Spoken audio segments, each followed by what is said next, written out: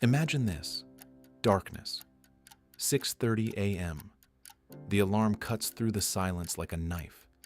You open your eyes, and the first thing you feel isn't energy. It's pressure, heaviness, exhaustion, like someone placed a massive stone on your chest. You lie there for a few more seconds, trying to understand, why is it so hard just to get up? You did everything right. You went to bed early. You got your 7 or 8 hours. You even put your phone away. But instead of energy, you feel broken.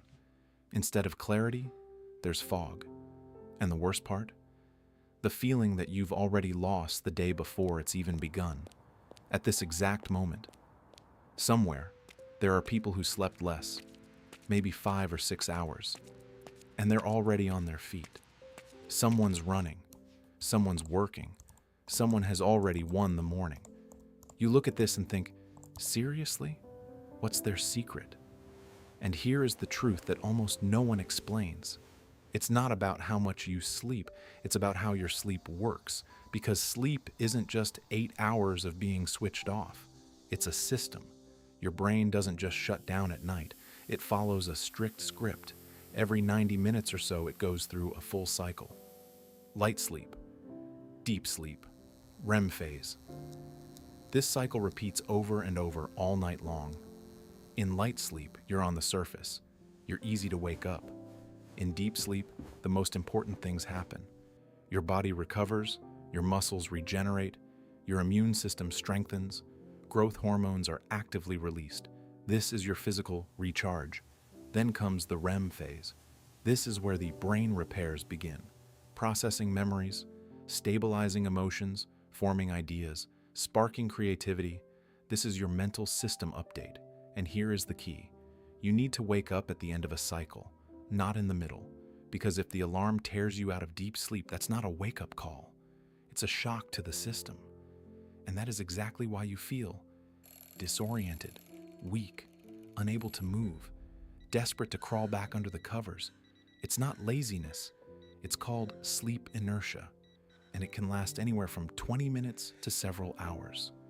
Now think about this. How many times have you set your alarm just for a nice-looking time?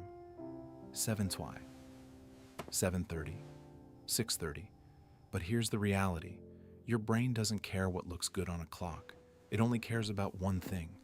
Did you wake up at the end of a cycle or not? That's why sometimes 6 hours of sleep, you're functioning fine. 8 hours of sleep, you feel like a wreck. In the first case, you hit the end of the cycle. In the second, you missed it. But that's not all. There's another mechanism that either makes your morning powerful or completely kills it. Cortisol. And no, it's not just a bad stress hormone. In the morning, it's your ally. Every morning, your brain has to do one critical thing: turn you on. To do this, it triggers what's called a cortisol awakening response. It's an internal signal. Time to get up. Time to act. But here's the problem. This signal doesn't happen by accident. It's planned. Your brain remembers when you usually wake up and starts preparing you for that moment in advance.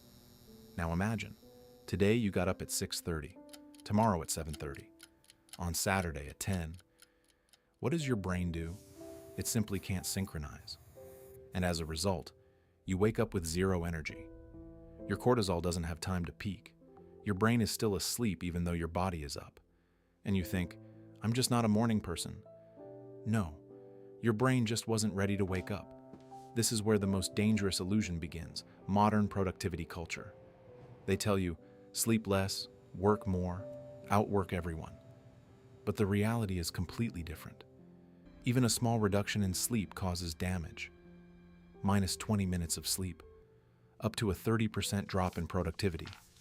One night of bad sleep, your cognitive state is similar to being intoxicated. Chronic sleep deprivation, constant brain fog. You don't become stronger without sleep. You become slower, and worse, your brain switches into survival mode.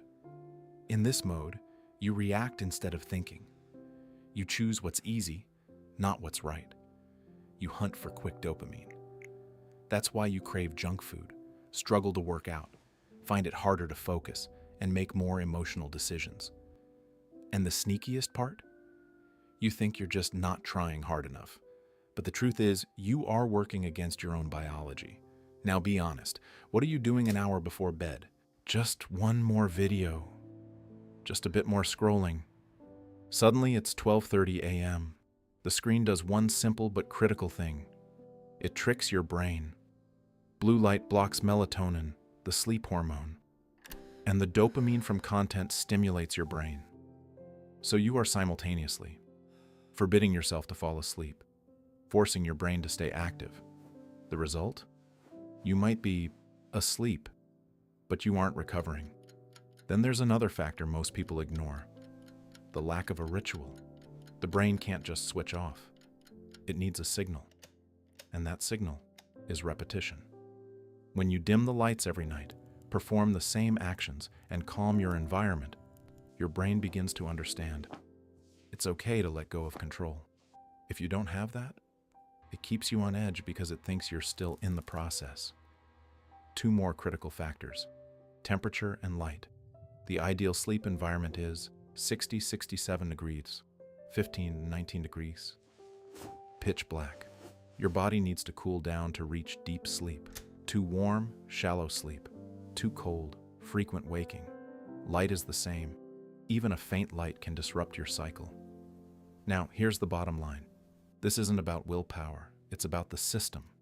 Here is what actually changes everything. Fixed wake-up time. Even if you slept poorly, get up at the same time. This is the strongest signal for your brain. Immediate light. Get sunlight or a bright lamp right after waking. This triggers your cortisol.